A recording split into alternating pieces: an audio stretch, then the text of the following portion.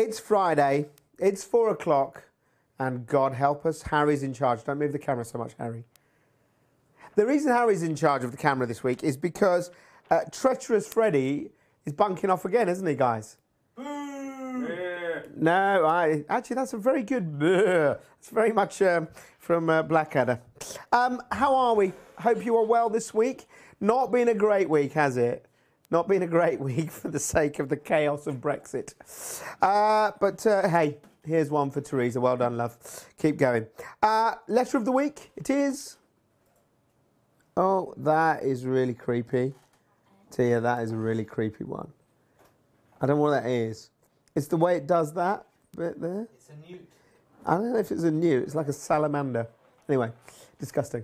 Talking of disgusting, we really are nearly halfway through this hellhole. So I think Johnny and I definitely masters of a grooming gang. The rest of them just came along for the ride. I think that's basically it, isn't it? Although your dad's one is even worse. It's gone now. Yeah, your dad's one was even worse.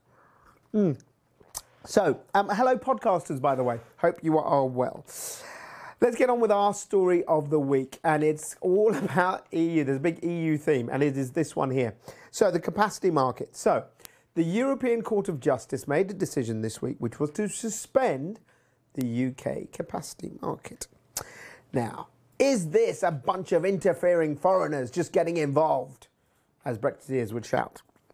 And I voted Brexit, so I'm probably one of them. Anyway, no, it's not. It's nothing to do with that. It's to do with a company called Tempest Energy, who a UK company who made a legal challenge. And what they said was the capacity market is unfair to companies like them who basically are kind of DSR type player companies, and gives an unfair advantage to companies that run fossil fuel plants.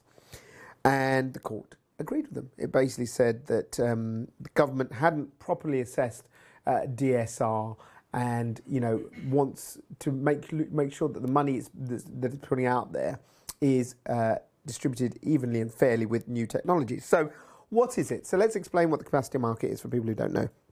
Very simply, when we decided years ago to get rid of all our coal power stations, we made the decision to lose capacity, the capacity to generate. So as you take more power off the grid, you need to have some way of getting it back. And what the government introduced in the energy bill in 2010 was something called a capacity market. And what it is companies bid to say, hello grid, when you need power, we can give it to you. And for that, they get paid some money to be basically on standby when we need the power. Now, a lot of this is because it's a weird juxtaposition. We've decided to go greener, so we're closing down coal. But what you do find is a lot of this backup generation is still fossil fuel. So it may be diesel generators, it may be gas, that sort of stuff. So what Sarah Bell, Sarah Bell, I think her name is, the CEO of Tempest Energy, made the point that basically DSR contracts, so DSR, demand side response. So basically when businesses have got too much power and the grid needs it, the business can say, okay, we'll cut down and we'll give you some. Players like that were at a competitive disadvantage, according to her, compared to the fossil fuel capacity market winners, who basically also had much longer contracts. And it looks like the ECJ, European Court of Justice, has agreed. So where does that leave us? Well, let's be honest, the first thing is, and Bez have said this, there is no issue about capacity. So it's not as if we've suddenly got no capacity. This is going to apply moving forward to the capacity market of 2019, which currently is obviously suspended. So the next stage is really, there'll be an assessment by the court. Our government will have to go and have a look at it, then have to report back to the EU, and then we'll know whether that has cleared it or hasn't.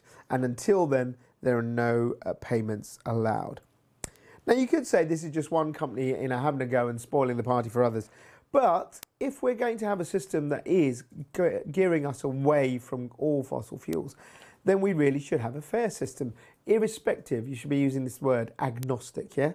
Agnostic, technology agnostic. And it should be that, to say that whether you provide backup power through generators that are diesel or gas or solar or something else, or you're using DSR, you should all get the same share. So I can see why Tempest Energy bought the case, and clearly it's one we'll have to watch to see what happens.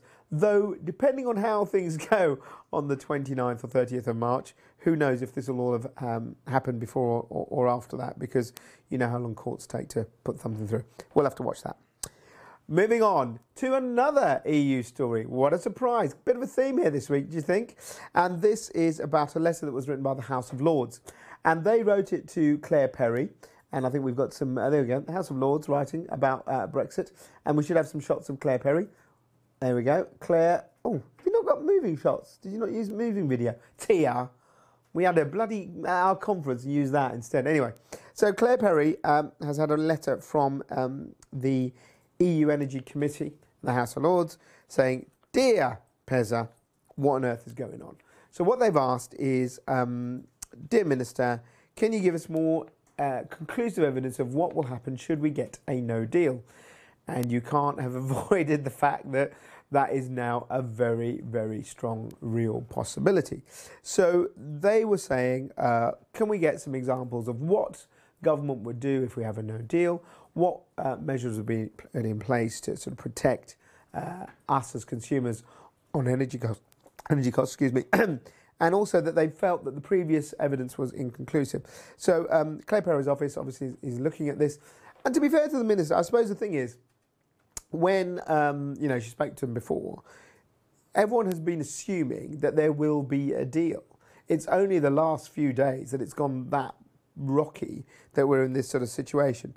I'm sure that the House of Lords has probably done the right thing here, because you need to make sure consumers are protected. But the question is really, what guarantees can we give right now? All we can do is say, look, we're trying to do the deal, or the minister can go, right, we'll make all these provisions assuming it's a no-deal Brexit. And if that happens, with barely, what, 4.5 months to go, it's going to be tough. And finally, here's a story that isn't, well, it is still a little bit European. So it's about gas and renewable deals, energy deals. And basically, you can see a nice picture of a nodding donkey. So why? Well, energy deals globally, and I think this was EY, wasn't it, Johnny, this story? Pardon? This was an EY report about the energy deals, wasn't it? I think it was. £187 billion. Just take that figure in, £187 billion. So the deal sector has grown to that level. And that's mainly made up of deals in gas and renewables. And this is a real interesting fact from this report. EU energy deals in the last year have gone down by 78%. Wow, right? 78%. And the US now makes up 46% of the new deals. So where does this leave us? And this is why you've had there is a global growth in renewables, obviously, and that's a major part of the number of deals. But a lot of the energy deals in the US, and a lot of this figure, this 187 billion, is from gas deals. And that shows you that the world is definitely shifting away from coal, but globally, gas is now the fuel of choice, in tandem with renewable development. But the deals that are done quicker for gas. The machinery is quicker to put in. There's more infrastructure that's already built to take the gas system, as opposed to renewable power where you have intermittency, you need batteries and stuff like that. And it also shows you how important the US market still is globally. So I think two takeaways from that really are: the energy sector is doing well. Okay, we had our conference and nearly a couple of weeks ago now, and one of the things was, you know, are we really hammering ourselves and saying, oh, everything's poor in the sector? Well, it's not actually. And if you think about the progress being laid, it's been pretty damn good. And this shows you globally, energy is still really, really thriving. But it shows you that then the world is now in a tandem stroke, which is one towards renewable energy, which will continue, I'm sure, to grow in terms of deals. But in the short term, gas deals, and in the short term, the power of the US, particularly with all its shale gas, is clearly coming to the fore. So there's our top stories this week. Let me know what you think. Use the hashtag, tweet us, use short views, you know the score. Let's get on to this week's Banter Box.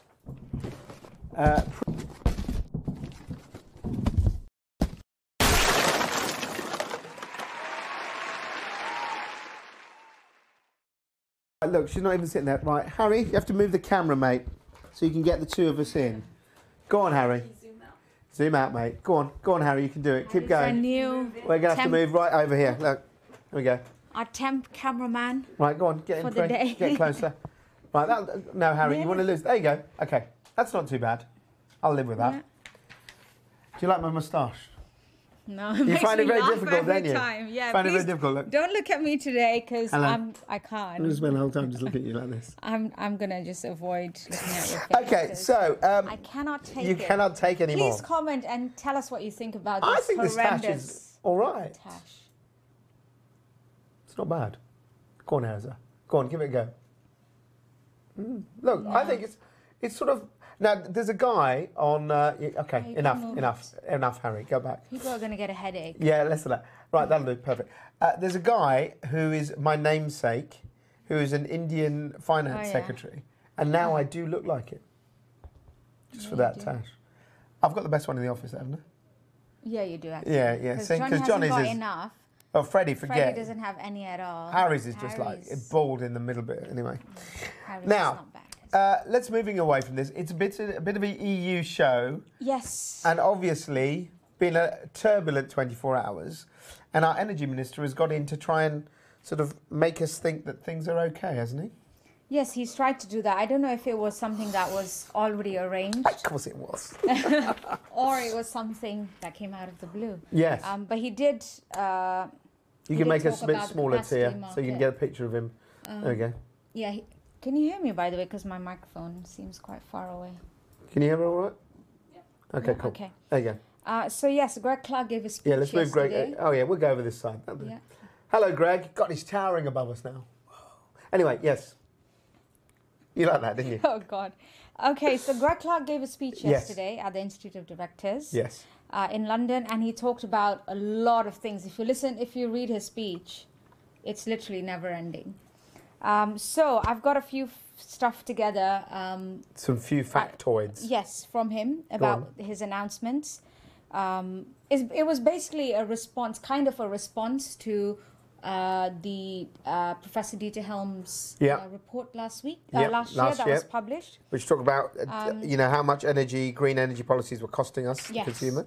And basically consumers, including businesses, paying too much for energy. Yeah. So Greg Clark said, and the top line, if you haven't read that story, was that the electricity trilemma is over. It's coming to an end. Not over yet, but it's coming to an end. And that is because of the cost reductions of renewable You can make this normal size now, too, because it's just being zoomed over. And, renewable technologies. Excuse me. Do you believe this? Believe what? The trilemma is over? Yes. I mean, it's a long shot, I think. We just did the story previous. We talked about how gas deals are running alongside. He's saying that the renewables are now so well priced that you don't have to worry about the security level. But you do. You've had this whole thing about Tempest Energy. You did the story about the capacity market. Yeah. I don't believe this is. But with the capacity market, the government has said there are no issues in terms of security. National Grid has said that. But it's still backed up by fossil fuels, isn't it? Yes, but on that note, I just wanted to say there are arguments about if everything is okay and everything was meant to be okay, so why have the capacity market in the first place and Good point. pay all those companies thousands and millions of pounds to these companies every year? Yep. I just wanted to mention that. But yes, so his speech was saying what? The trilemma is almost over. So what he's saying is almost over because of the low cost of renewables. Yeah. He said that BEIS is now is committing to a more market-led approach. So basically giving businesses more of the decision-making side when it comes to innovation, to ensure that obviously what you mentioned, the security of supply is tackled along with the decarbonization targets. So businesses will be given more of the decision-making powers compared to what the government does now. Another thing he mentioned was the carbon pricing. We ran loads of stories from industries saying we need a carbon price. We need to find out now. Which was way back. Do you remember? It was going to be one of the big tenants. It's been a long time running, but we haven't had that yet. And that was one of the things that was mentioned in the Dieter Helm report as well last year. So in its absence, Greg Clark said that there will be a gradual transition to a more integrated approach. Ooh. In his If quote. only we could have integrated government. That would be useful, wouldn't it? Yes, and on the capacity market, he obviously had to say something. Talk about the that. judgment. Yeah, what did he say So to he that? said the judgment was more of a procedural matter Yeah. for the EU Commission granting state aid approval Yeah. rather than issues with the capacity market policy itself. Right. Okay. So because what the Court of Justice, the EU Court of Justice said was it was the EU Commission who gave the final nod for Yes. the state aid. Yeah. So it's up to them. They have to go through this investigation again to give the. Yeah, nothing's free, by the way, or that capacity market. We're all paying for it. So That is remember true. that. So another thing he mentioned was. God, how long was CCS. this speech? No, it was very long. This is just a nib, a tiny bit of what I've picked up on. He also mentioned the carbon capture and storage. Ha! Now I remember. Hang on. You remember that when what was his name? That's now editing the Standard, the little oily one that used to be the Chancellor. What's his name? What was his name? Come on. Osborne, exactly. Thank God. Yeah, Oily Osborne. So when Oily Osborne was Chancellor, he made a speech. What are you looking at? It's true. When he made a speech about in the nothing to budget say. speech where he said we're going to invest heavily in billion. CCS 1 billion. Yeah. What have we seen? 1 billion, and that was cancelled. So there was a competition for carbon capture and storage technologies, Yes. £1 billion. But a few months down the line, it was cancelled. So now the government said that it will set out an action plan to deploy CCS at scale. So that's carbon capture storage as well as the use of the carbon that's been captured Yeah. in the 2030s. So that is expected to be laid out, I think, over the coming weeks. There's a summit in Edinburgh Right. that's taking place, so that's going to be announced then. Please tell me there's and- no more of this. And last one, which I think is important for our My view, especially God. businesses, Yes. is if you remember, we did a story from Ofgem recently which said that small businesses, micro businesses are paying a lot for their Yes, energy I remember that story compared very to much. larger firms. Absolutely. So what the government said is that it is working with Ofgem now to determine if there are new protections that need to be put in place for these SMEs and for these micro businesses, Like us. some of whom are paying a lot of money, and that includes us. It does include us. We've just had Hopefully smart meters something come will in. come out of this one. Let's hope so. Is that the end of Greggy? That is the end. There's a lot more. You can head on over to energylivenews.com and find. Read Greg it Clark's at your Yes. pleasure. No, you're not coming on yet, Jonathan. No, I've got two go. more stories, You've got two Johnny. more. Shut up, Johnny. Sit down. Give me- Right. Anyway, next Okay, one. next one's not the peaking plant as your thing says. No. It's EU Parliament. You got EU in there again. Again, EU. We've got a theme going on today. So the EU Parliament recently approved the energy efficiency and renewable targets. So that was an ambitious target that was. Is that what this agreed. picture's supposed to be? Yeah. So that's no. So No, that's over there, energy over there. efficiency. Yeah. Okay. And And there's this is renewables. renewables, Hey, yeah. Okay. Cool. So Tia helped me make that actually. It's very good. So thanks, Tia. Excellent. So what the EU Parliament said is that it approves these targets. So that's 32% for renewable energy and 32.5% for energy efficiency by 2030. So these were the targets that were agreed by national governments a few months ago. And this new strategy is also expected to help consumers generate energy, store energy, and consume their own energy. Sorry, I'm laughing because I keep looking at Sumit, but he's not looking at me. I don't know if you're actually trying not to look at me. I'm not. because I'm just not gonna because laugh. the tash is just Yeah, it's got just a mind a of bit its too own. much for me. Yes, so it will help consumers generate, store, and consume energy. It's Sure. expected to help them do that. Also, 14% of transport fuels should come from renewable sources as part of this agreement. I think this is a good thing, though, because we do need to do efficiency. Because we keep talking about generation and whether we have more renewable plants and batteries. But if we just stop using the bloody electricity that we use, that's what I do. I do it at home. Reduce electricity. Do you do that? Yes, I do. I don't believe that. That hell. Come round. What do you do? I turn all the lights off. Christina. Yeah, I am. What about your telly? Like, you know, when it's on standby, No. do you turn it off? I have been brought up by an Indian mother. I turn my telly off at night. I bet No, you but don't. you know the switch, I mean, not just on standby, the switch. Of course. I switch it off. Okay. Yeah, you see, that's what old people do. Not like you lot. So you, stand so by you it. agree you're off. Because, shut up. Just stand by. You lot just go, oh, I can't be bothered to actually stand up and press the on I button. do the standby, I don't do the See? other. So you are guilty Maybe I of should. hemorrhaging energy right now. There I are have trees nothing being to cut say. down I have because of nothing to you. say. People are working in coal I think mines we should. I think because we of should you. get on with the story. Okay, I think right, go people on. want to know what's Yes, going what's- on. well, go so on, with get on with these it then. targets, Yes. will be reviewed by 2023. Right. But when they're reviewed, they can only go up and not down. Okay. Finally, let's move on. Finally, So you went out this week with Tia Maria, didn't you? yes, Tia's. Actually, I was going to say first, but it's not. It's a second shoot. I Hey, think. so let's have a We look at this went one. to Ashford Peaking Plant, as you can see behind us. Maybe you can make a small so you can get a bigger. Hey, better there you go. That's a view. good view. Look at Yeah. that. So what is this place? So this is Ashford Peaking Plant, but it's not in Ashford. It's in Kent.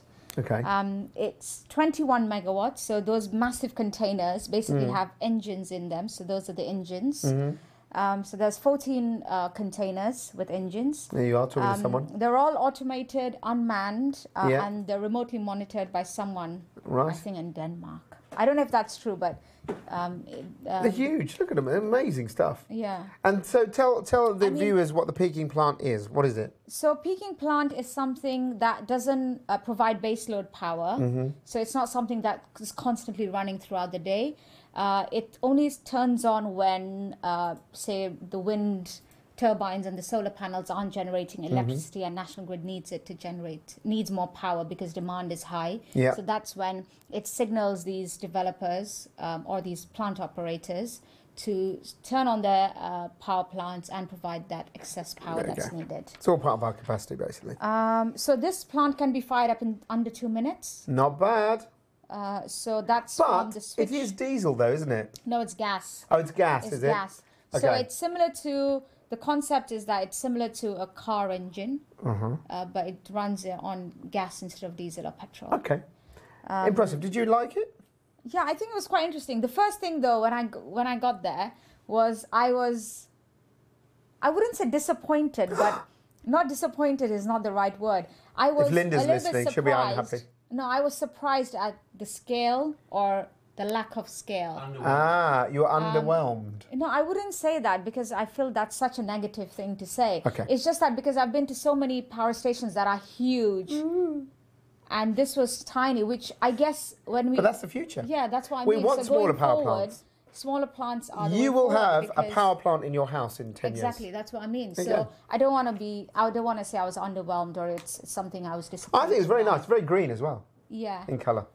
The green is only because the company who supplies it, their company color is green, so that's why it's It's green. all right. It looks good. But we did speak to two people. I Yeah. picked one clip today. Go on. Mark Tarry, he's the CFO of AMP. And AMP is the company that manages the plant. Right. So he says that because I asked him about, critics saying we shouldn't be investing in new gas Yes. plants. We should be moving more towards More to renewables. renewables, yeah. So what Mark Tarry told us was that peaking plants are actually renewables enabling because it helps fill in the gap when I said when the sun doesn't shine or the wind doesn't blow. Let's I hear- hate that term. Let's hear what he says. And it also supports the growth of EVs. Okay. It's designed to respond to that macro level price volatility, that intermittency that's been created by renewables. But what we're also seeing at a lower voltage level is the growth of electric vehicles and the electrification of heat. And that is likely to continue to increase constraints at the low voltage network. So what we want to do is develop peaking plant that can operate at a low voltage network, not only to respond to intermittency that's created by renewables, but to also create power where and when it's needed most at that low voltage network. So by building 2, 4, 6 megawatt plants in urban and industrial areas, we can help create that capacity which will enable the other side of the coin, which is the growth of electric vehicles and electric heating. I actually think he's making a fair point there, because if you look at it, you will have that whole thing of intermittency, and what you're going to have to fill the gap. Why not use this? Yeah. And I assume he's not saying that, you know, this is the answer, is he? He's just saying, look, this will help us with the move towards green. Yeah, exactly. Because there are times when we've had National Grid warn about capacity. When the Beast from the East came in, do you remember that? Exactly. So that's the times when we're going to need power stations like this one. And the company actually plans to go even smaller at the local level, which I think is even better. But watch out for power plant in your pocket, a new feature done by you. I might do that. Yes. I think you should do it. But if you are more interested in that, you can watch the full video on our website or our social media sites. Everything's there. And also, one thing, you did a brilliant special report on the price cap. On the price cap, and we're doing more of these special reports. John will be doing one next week. So look in the website and you'll see now more in-depth stuff. Yes, better, longer stuff. Longer stuff. Yeah. Excellent. Thank you very much. That is all. Thank you. Have a Goodbye. good weekend. And now we're replacing quality with quantity. With I don't know what, really. Hello. How's your tash going? It's okay. I actually do think it is creepier than mine, although mine's pretty creepy. Anyway, right, now, talking about... I'm missing my microphone stand. Oh, for God's sake, just hold the thing, will you? Johnny. Honest to God. Don't put it That's where... kind of held. You don't want to know where that microphone is going right now, ladies and gents. If you're listening in on a podcast, it's very X-rated. Anyway, so, Ofgem. Yes. And talking about peaking plants, capacity market, and green, the data help. There's a bit of a theme for this show. Tell us about this story about whistleblower. It's a big story. Okay, so this guy actually went to the BBC. So I should say that because you know that's where he hasn't released a press release, unfortunately. But his name is Ed Fife. He was a counter fraud officer at Ofgem's eServe unit that deals with lots of these schemes, like these green subsidy schemes. So basically, he says that the schemes aren't being managed properly. They're being neglected by Ofgem, and they're being abused by these, unscrupulous companies. So he's saying millions and millions of public money is being misspent in a fraudulent manner, and these schemes are being seriously abused, were his words. And what's been the response to this then? Well, this was between the years of 2013 and 2017, by the way. So this isn't a recent thing. But yeah, I don't know what the response has been so far, really. I think, no one really wants to stick their hands up. But has Ofgem made a statement on it? They must have. Yeah, Ofgem have made a statement, and they said that, pretty much what you'd expect. They take incidences of this very seriously and try to minimise fraudulent behaviour wherever possible. I don't know what Pree's been doing, but she's just chatting to Tia in the middle of this very important bit of news. We're talking about potentially criminal activity. Yeah, exactly. And you're talking about your earrings. No, because... No, I don't want to know. Normally he's the one that's distracting. It's you. I'll tell you why. Because in my when I did the piece of camera and the video, without one side, I don't have earrings on one ear, and Tia didn't tell me. Okay. This is really not important. And now... You never catch me only wearing one earring. I did my whole banter without one earring. Excellent. You carry on. Answer the phone. Fascinating stuff. Well done. Anyway. But this is a serious point because there is got to be better scrutiny about these projects, and I think there's always been my the thing. Money and your money and everyone else's money. And I think good on the whistleblower. Fair play to him. Yep. He actually said the renewable heat incentive scheme was one of the worst offenders, and and of course the heat industry has come back and batted that way because they've put press releases out this week defending it, haven't they? Yeah. But he actually called that industrialised subsidy claiming from these unscrupulous companies. But yeah, and he said basically whenever he brought these issues up to his Ofgem bosses, which obviously he did before he kind of went outside Ofgem. He alleges, by the way. Yeah, this is all alleged. Yes. But yeah, he says that he went to his Ofgem bosses and they kind of turned a blind eye, in his words, because he thinks that they didn't want the management of these schemes given to someone else because these quite expensive contracts, probably. Gotcha. So. Yeah. Yep, so that's that. But yeah, Ed Fife, if you want to read more about it. Read about it, absolutely. Next one. So we've got a story from the Committee on Climate Change.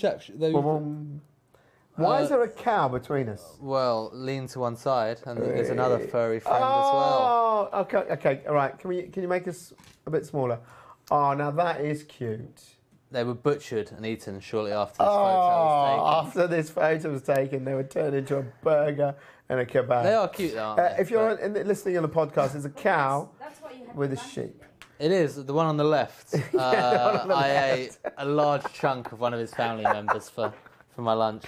Okay. And I don't like lamb much myself, personally. Anyway, get on with it. So this point is, we're not just putting in cute pictures of animals that we eat. Yeah. The reason is... Because the animals you see in that picture are the two guiltiest animals. They're not guilty. Basically, innocents. Beef and lamb are the two most environmentally intensive meats, according to a new report from the Committee on Climate Change. Yep. And it's basically saying that the committee is saying that people across Britain should halve their consumption. Right, I'm going the wrong way. Maybe something.